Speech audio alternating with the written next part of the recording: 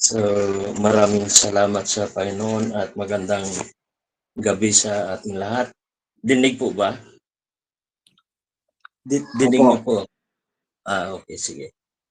So, salamat sa Lord sa gabi ito. Muli, nagsama-sama po tayo rito. Ang akin pong ibabahagi ay matatagpuan sa Psalms 90. Ito po yung sinulat ni Moses. Ang babasahin ko po sa inyo ay mula verse 1 hanggang verse 12. So sabi rito sa verse 1. Sabi rito, Lord, you have been our dwelling place in all generations. Verse 2, before the mountains were brought forth, or ever you had formed the earth and the world, even from everlasting to everlasting, you are God. Verse 3, you turn man to destruction and say, return, O children of men. Verse 4, 4,000 years in your sight are like yesterday when it is past, and like a watch in the night. 5, you carry them like a flood, they are like asleep. In the morning, they are like grass which grows up. 6, in the morning it flourishes and grows up. In the evening it is cut down and withers. 7, we have been consumed by your anger, and by your wrath we are terrified. Verse 8, you have set our iniquities before you, our secret sins in the light of your countenance. 9, for all our days have passed away in your wrath. We finish our years with a sigh. 10, the days of our lives are 70 years, and if by reason of strength they are 8 years, yet their boasts only labor and sorrow. For the sun cut off, and we fly away. 11, who knows the power of your anger? For as the fear of you, so is your wrath. 12, so teach us to number our days that we may gain a heart of wisdom. Dito lang muna tayo mag-focus sa verse 12. Panginoon, amin pong tinataas sa pag-aaral ito. We know, Lord God, that you are in us. At ikaw ang pinagmula ng lahat, Panginoon, ng kaalaman, karunungan. Yes, Lord. So kami ay nagtiwala sa iyo na ikaw ang magbigay sa amin ng unawa. Sa pangalan mo, Panginoon Jesus, at sa Holy Spirit. Amen. Okay. Amen. So, napili ko po ang na to kasi sa lahat po ng mga kapatiran na nanggaling ng Jeddah sa abroad, nakikita ko po pagka tayo po ay nagkakaroon ng mentoring tuwing Webes, bihira lang po sa atin ang hindi nakasalamin. So sa madaling salita, nakikita yung yung ating pagkakaedad. Hindi mahirap sabihin, tumatanda. Pero hindi natin may tago yung katotohanan talaga na marating tayo sa buhay. So, yun po ang nakita ko na siguro kailangan siguro nating pasadahan itong ganitong salita ng Panginoon para ipaalala natin sa ating sarili na hindi tayo bumabata. So mayroon nga po akong kwento, isa pong babae, parang hindi ka panipaniwala, pero ito yung nabasa ko. Isang 70 years old na babae nanganak ng isang batang lalaki. At nung siya ay umalis ng ospital, ang kanyang mga relatives ay pumunta sa kanya, dumalaw. Nabalitaan nga nila, hindi sila makapaniwala na 70 years na nagkaanak pa. So, nung dumating yung kanyang kamag-anak sa bahay nila, medyo malaki yung bahay. So, sabi nila, gusto na may makita yung anak mo. Sabi nung babae, sandali lang, antayin natin. Umabot yung isang oras, sabi ng mga kamag-anak, gusto na namin makita. Sabi, sandali lang, antayin natin. Ngayon nakapag-antay ng 2 oras pa, bali 3 oras na. Nainip na yung kanyang mga kamag-anak. Sabi niya, nasaan ba talaga yung bata? Sabi ng babae, sandali lang. kailangan nating marinig yung iyak. Sabi, bakit kailangan pang marinig yung iyak? Sabi niya, nakalimutan ko kasi kung saan ko nilapag. So, doon pala sa ano, nakakatuwa siya. Kasi ang 70 years na tao, marami ng kagaya ko minsan, pupunta ako sa kusina dahil may gusto akong kukunin. Pagdating ko doon, nag-isip ako, ano nga bang kukunin ko? Yung mga ganong pangyayari. Minsan naman, magbabasa ako, kailangan ko salamin. Hinahanap ko salamin, yung pala na nandito sa ulo ko. Yung bang mga gano'n na ano. So, nakita ko, gano'n talaga ang mga tao na medyo nagkakaedad na. So, dito po sa ating pag-aaral, ang sabi rito ng 12, teach us to number our days right that we may gain a heart of wisdom. So, dito po ay isang panalangin ng man of God na si Moses.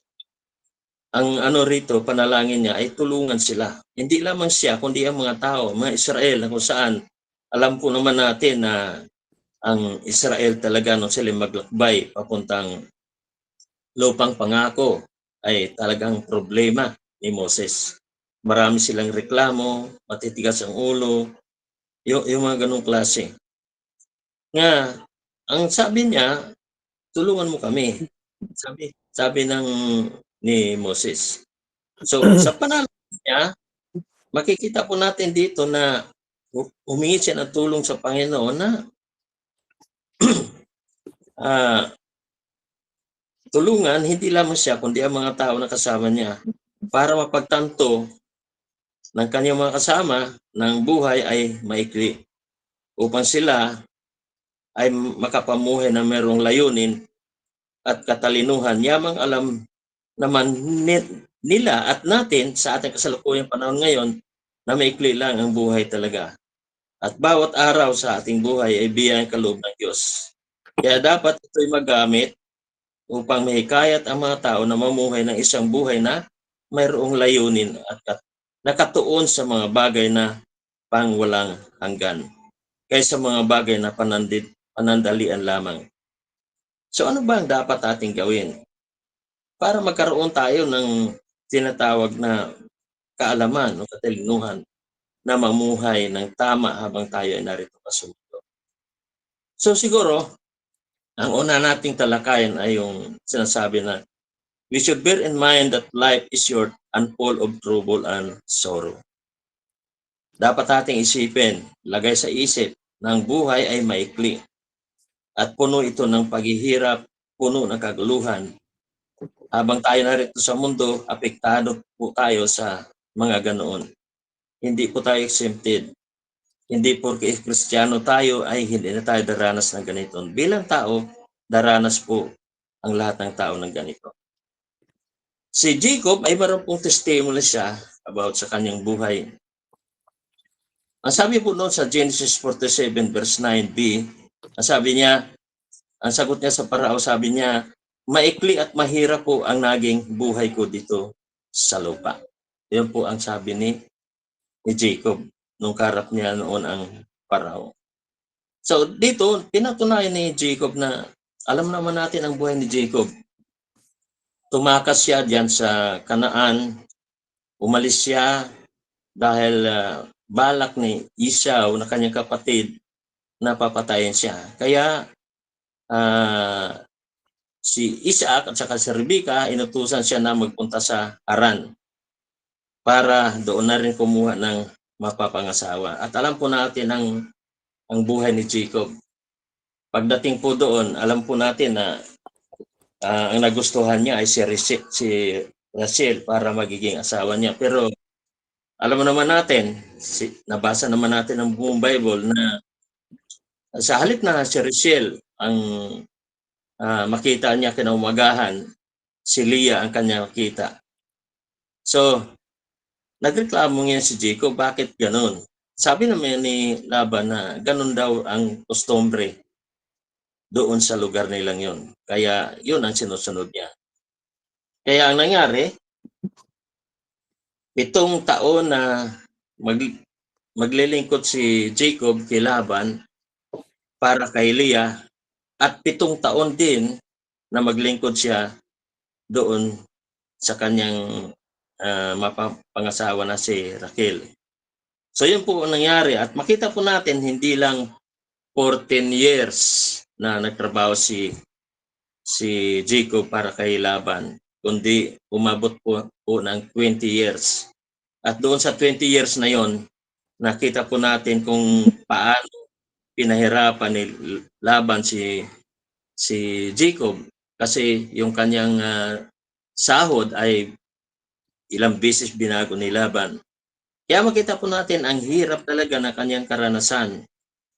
Kaya nga, kahit na ganun ang nangyari sa kanya, alam po naman natin na mayroong pangyayari sa buhay niya na kung saan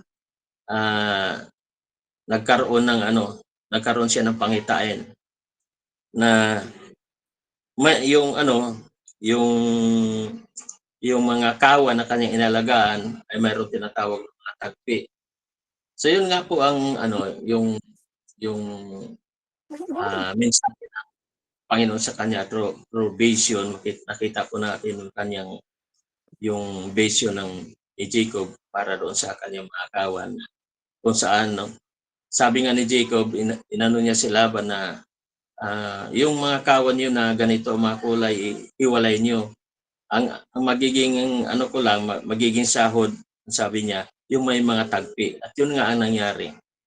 So sa madaling salita, makita po natin naghirap talaga si Jacob doon sa doon sa kanya sitwasyon na yon. At dumating ang panahon na mas dumami ang alaga ni Jacob, ang kawan niya, kaysa doon sa kanyang biyanan. At ayaw ni Laban na umalis si Jacob, dahil sa pamamagitan ni Jacob dumami yung kanyang mga alaga, yung kanyang hayop. Subalit ayaw nang papigil ni Jacob, kaya tumakas sila, okay?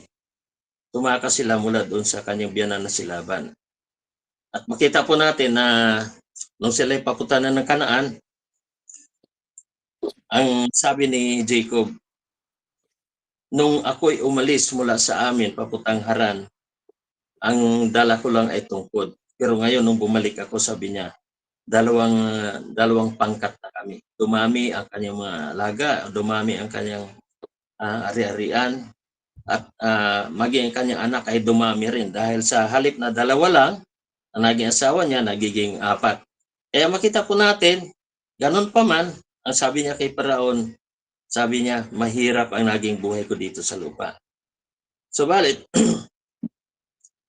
nung si Jacob ay malapit ng mamatay, alam niya na malapit na talaga ang paglisan niya sa mundo. Kaya nung sila ay nakapunta na doon sa Egypt dahil kay Joseph, ang nangyari doon ay pinatawag niya ang lahat ng kanyang mga anak at nagkaroon siya ng tinatawag na pagbabasbas. Binibless niya yung kanyang mga anak, at makita po natin doon sa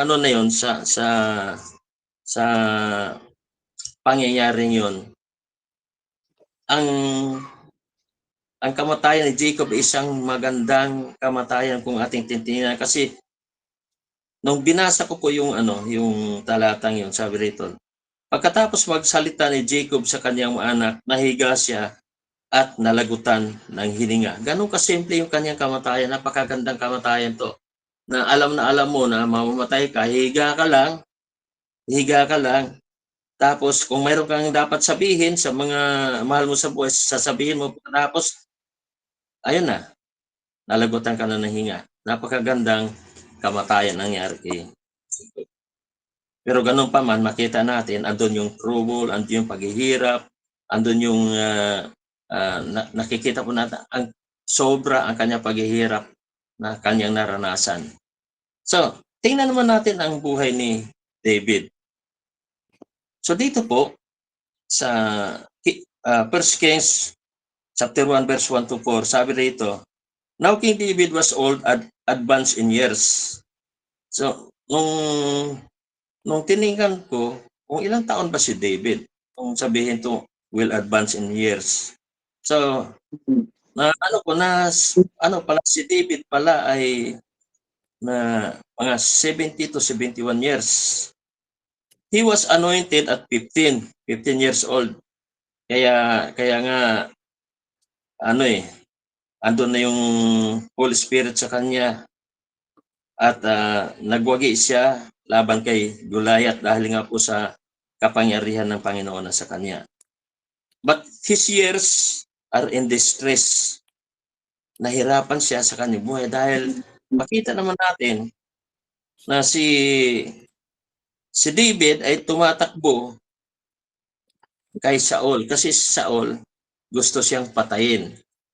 So alam naman natin ang istorya no kung bakit kailangan patayin ni Saul si David dahil nainggit siya kasi yung mga babae na sumasayaw pagkasumalubong galing sa labanan, ang binabanggit nila ay ang pinapatay daw ni Saul ay 1,000 samantalang si David ay 10,000. Parang ganon. Kaya nainggit si Saul. Para bang sabi niya, siguro sa loob niya, baka palitan ako ni David. Pero hindi naman sinabing tuwiran ng Biblia. Pero yun din ang sa tingin ko ang nasa isip niya. So, hindi lang kay Saul siya tumatakbo, hindi lang siya kay Saul natatakot, kundi pati sa kanyang anak na si Absalom. Absalom, also his son, wants to kill him. So he runs away from him. Tumakbo siya, sariling anak niya, gusto siyang patayin. So, tumakbo siya. At 70 years or 71 years, hindi ko sigurado kung 70 ba siya o 71 years. The Bible said he was old. He could not keep himself warm. So, itong mga palatandaan na ito na ang mga matatanda daw ay maginawi na. Sabi, maginawi ang mga matatanda. Kaya matatanda doon sa amin, sa probinsya, sabi niya, maginaw na, malamig na. Pero hindi naman malamig pagka ikaw ay nasa ano pa lang, kabataan mo, hindi mo maramdam ang lamig. Pero sila, ramdam na nila yon.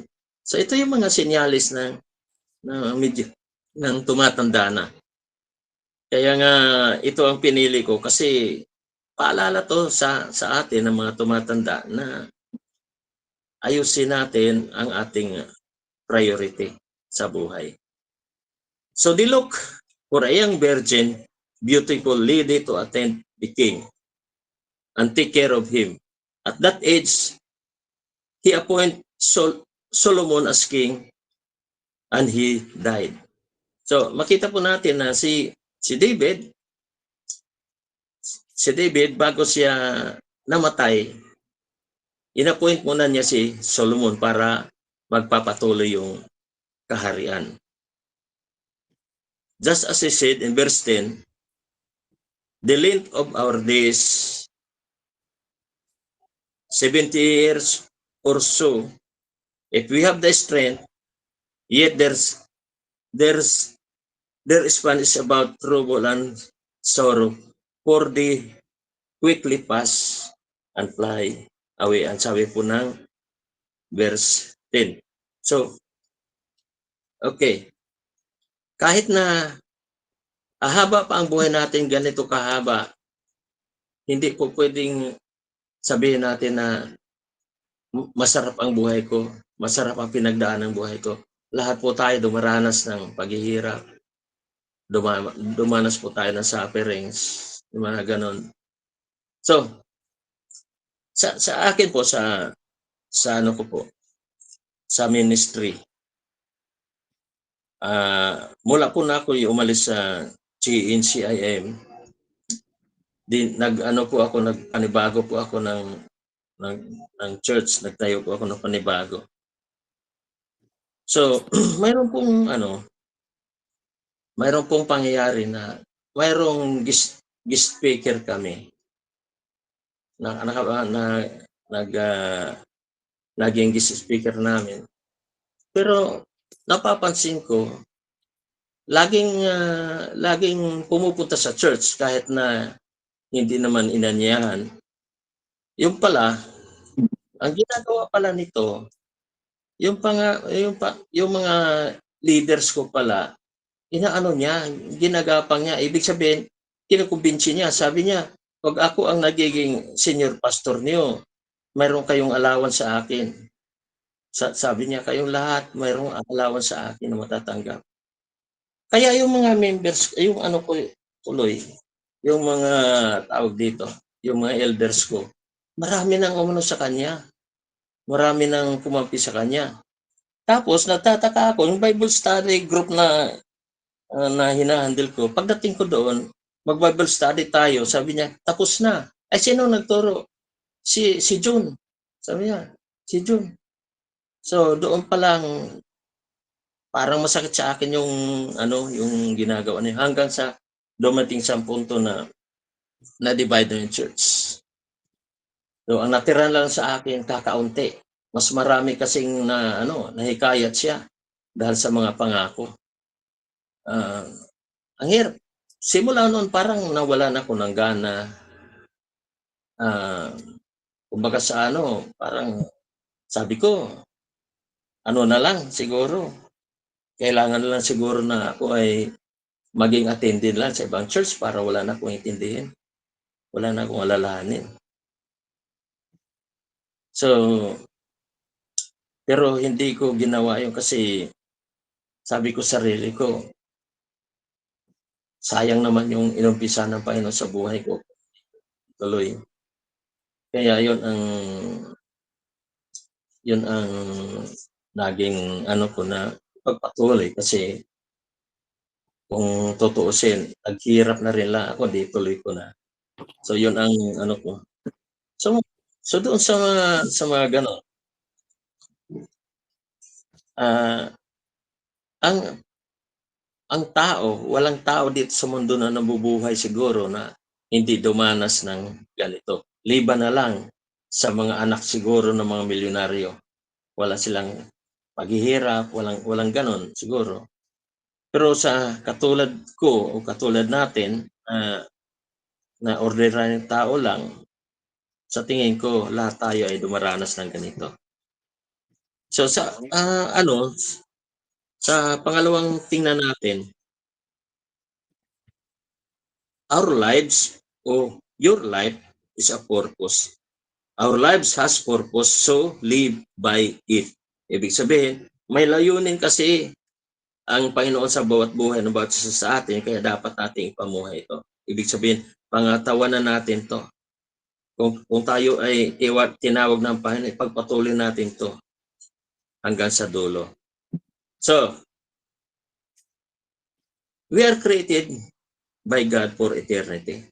Nilikha tayo ng Panginoon para sa eternity. Sabi nga ng Corinto, 2 Corinthians 4:17, "For our light affliction is but for a moment, is working for us a far more exceeding an eternal weight of glory. While we do not look at the things which are seen, for the things which are seen are temporary, but the things which are not seen are eternal." So, dumaranas naman tayo ng tinatawag na affliction sa lahat ng uri ng affliction naranasan natin. Pero dapat nating tingnan na yung tinatawag na mayroong eternal value, hindi sa temporal. Kasi ang temporal, nawawala yan. Hanggang dito lang sa mundo. Kasi temporary yan. Pero pagka ang ano natin, ang purpose natin, alam natin ang purpose na tayo tinawag ng Panginoon, so pangatawanan natin. So, yun po ang nakita ko rito.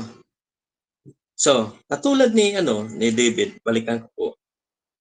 Ang sabi po ng Biblia sa Acts 13:36, "For David, after he had served the purpose of God in his generation, fell asleep and was led with his fathers and sin corruption." So si David, sabi nga ng Bible, he served his generation. Pinaglingkuran niya ang kanyang henerasyon. Ang mga tao na nabubuhay na kasabay niya, pinaglingkuran niya. Although namatay siya, although na ang kanyang bangkay nagkaroon ng corruption, pero ang layunin ng Diyos ay naganap na. Niya, natupad niya, at alam ko na siya ay kasama ng Panginoon sa sa kanyang kaluwalhatian. Maging si Apostol Pablo man sa Acts 20:24, ganito po ang sabi niya, "But none of these things move me." Doon sa 2 Corinthians chapter 4 verse 8, makita po natin ano ba yung sinasabi niya na sabi niya, none of these things move me. Ano ba yung mga bagay na hindi nakakaigatig sa kanya? Sabi niya, ginigipit kami kabi-kabila, ngunit hindi nagagapi. Kung minsan may pag-aalinlangan, ngunit hindi nawawalan ng pag-asa. Pinag-uusig kami, ngunit hindi nawawalan ng kaibigan. Sabi rito, lagi naming taglay sa aming katawan ang kamatayan ni Jesus upang sa pamamagitan ng katawan ko'y maihayag ang kanyang buhay. So ito po yung sinabi ng Apostol Pablo, ginigipit kami, ang dami niyang kahirapan na dinanas. Ilang beses siyang palutang-lutang sa dagat dahil nasira yung kanyang sinakyan. Tapos natuklaw pa siya ang ahas doon sa Malta. Tapos binato pa siya. At sa pag-aakala ng mga bumato ay patay na siya. So marami siyang naranasan na paghihirap alang-alang sa Panginoon. Pero ang sabi niya, none of these things move me. No, though I count my life dear to me, or dear to myself, so that I may finish the race with joy and the ministry which I received from the Lord, to testify to the gospel of the grace of God. Sabi niya, lahat ng itong karanasan ko na ito, sabi niya, kabi-kabila, ginigipit kami. Kabi-kabila, pinag-uusig kami, pero hindi ako tumigil dahil mayroong layunin ang Panginoon sa kanya. Kaya sabi niya, walang but none of these things move me. Wala. Kahit na magsabay-sabay pa yung mga ito, hindi ako nababago, hindi ako natitinag dahil mayroon siyang alam. Ang alam niya ay tinawag siya ng Panginoon para i-testify o sabihin yung gospel of the grace of God. So ito po yung sabi ni Apostol Pablo. So may purpose, alam niya may purpose yung buhay niya. Kaya pinangatawan niya ito. Ipinamuhay talaga niya. Kahit gaano kahirap, pinamuhay niya. So yun po ang nakita natin sa buhay ng Apostol Pablo. So sa pangatlo pong titingnan natin ay yung tinatawag living our lives with God's perspective. So pamuhay natin hindi yung ating pananaw kundi ang pananaw ng Panginoon. Yung salitang teach us, yung sinabi sa panalangin, ay isang panalangin na sumasamo sa Diyos na turuan upang makapamuhay ng may katalinuhan. So, kaya mayroong tinatawag na total dependent in God. Mayroong willingness na matuto sa ilalim ng gabay ng Panginoon. So, dito sa puntong to, tinignan ko po si Jacob, si Job, yung life ni Job. Sa Job 23 verse 12b, ang sabi rito, I have treasured the words of his mouth more than my necessary food. So, ito ang matinding ni Job. Sabi niya, mas gustuhin ko pa na marinig sa kanyang labi yung kanyang mga salita kaysa aking pagkain. Binigyan niya ng diin yung kahalagahan ng salita ng Panginoon. At sa Job 13:15 sabi niya, though he slay me, yet I will trust him. Kahit ako'y patayin, magtitiwala pa rin ako sa Panginoon. Ganoong kataas ang pananampalataya ni Job sa Panginoon. Ganong kataas ang kanyang pagtitiwala sa Panginoon.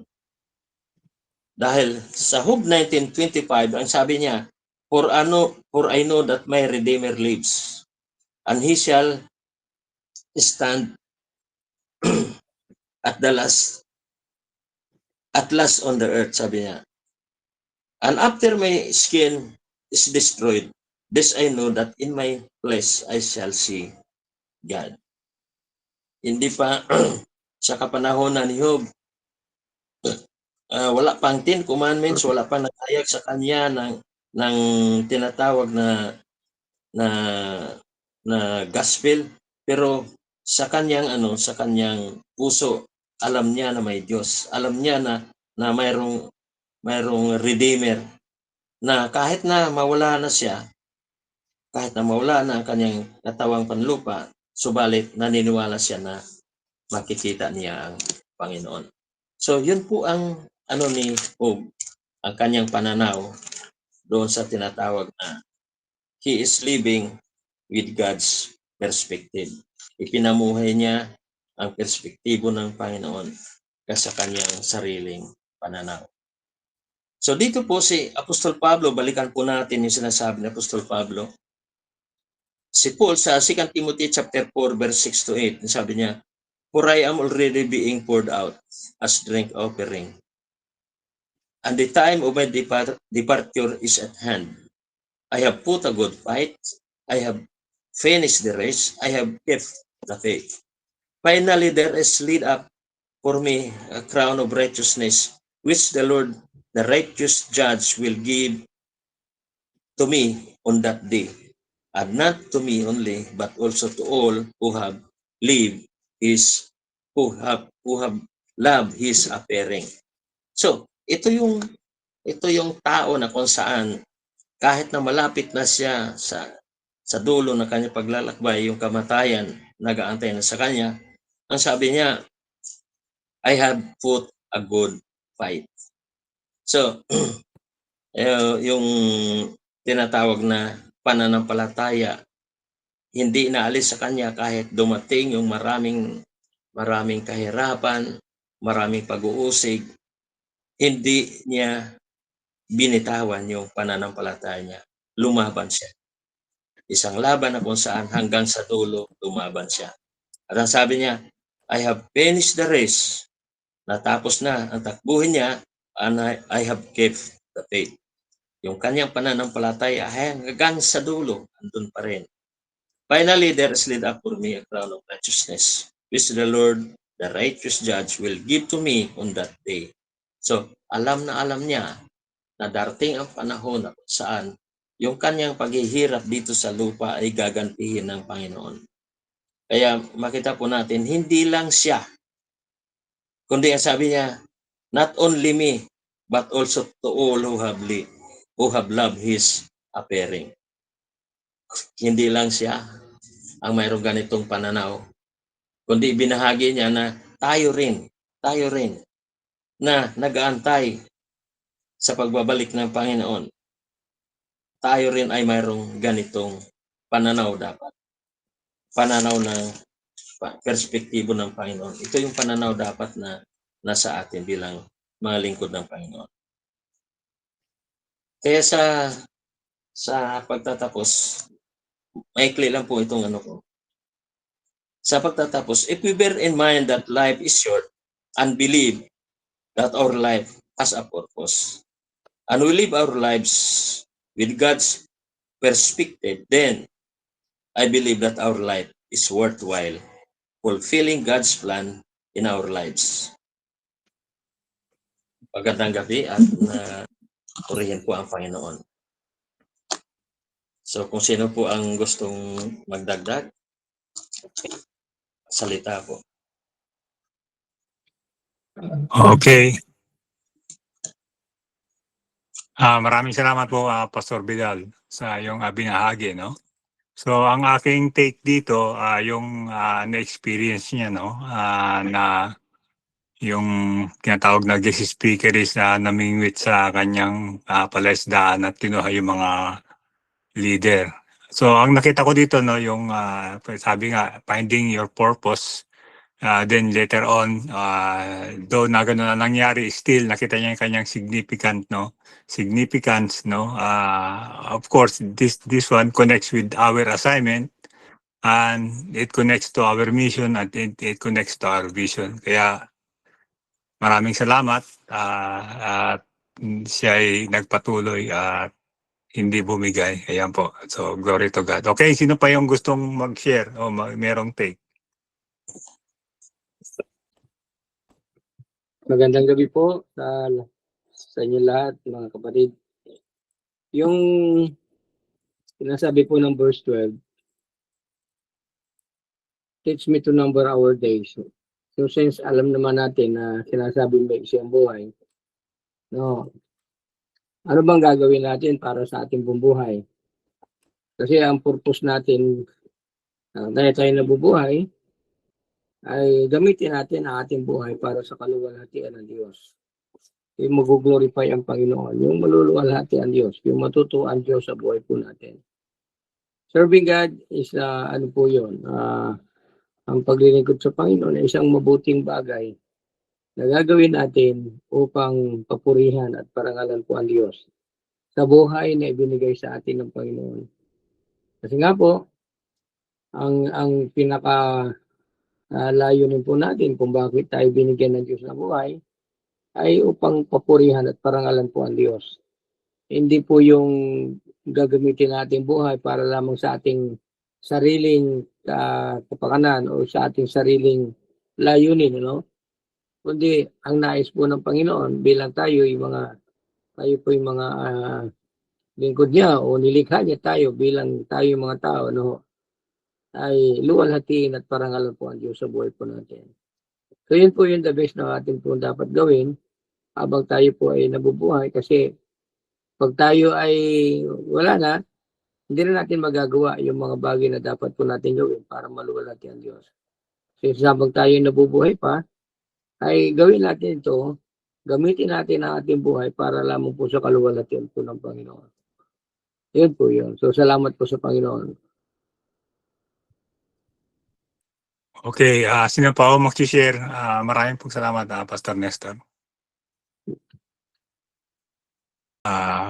Will be mag-close na po tayo sa prayer. Si Pastor Francis nga pala hindi siya nakasama dahil kasi bumiyahe siya papuntang Dubai doon sa kanyang anak. Of course, si Pastor Cory, nakalabas na ba siya, Pastor, o nasa hospital pa? Opo, nakalabas na rin po siya, Pastor. Nasa bahay na rin po. Okay. So let us pray. Muli, Panginoon, salamat po, Lord God. Reminder, Panginoon, Lord God, to number our days. Natuloy nga po, Panginoon, Lord God, na ang buhay na yung pinagkaloob, O Diyos, na kung saan ikaw ay nakasumpong, Panginoon, sa amin at tinawag mo kami from darkness into your marvelous light. Tagpa po namin, Panginoon, at nagkaroon ng kulay ang aming buhay, nagkaroon ng purpose. Lord God, at nakita po namin ang aming significance. At sabi nga, what is man that thou art mindful of him? Sino kami, Panginoon, Lord God, na naisip mo, Lord God, at hindi mo, Panginoon, kinilamutan, kundi, Panginoon, Lord, katulad, Panginoon, Lord God, ng 99 sheep, Lord God, tinugis mo kami, Panginoon, bilang isang nawawalang tupa, Lord God. Iniwan mo yung 99, Lord God, for each of us, Panginoon, Lord God. Nahanapin mo, Panginoon, hanggang kami nga po ay, Lord God, ay matagpuan mo.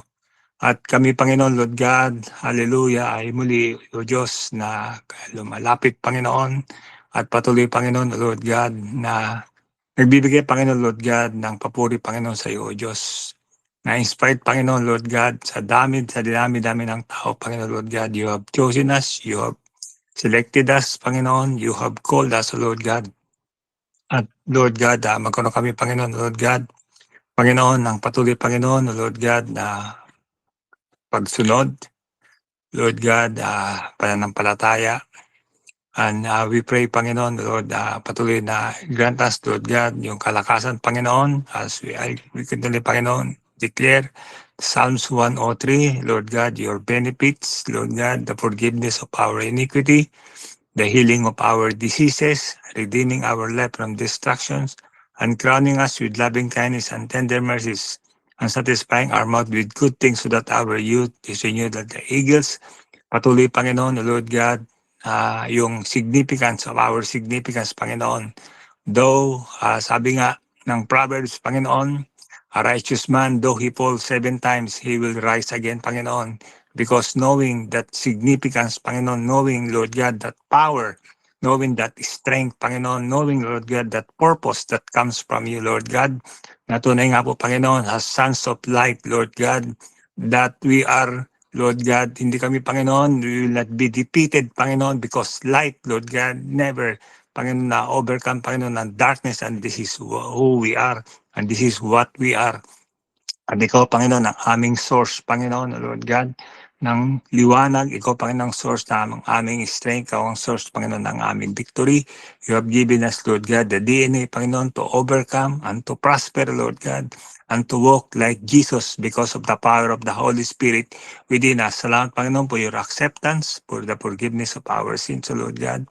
Salamat po, Panginoon, Lord God, for restoration, Panginoon, Lord God.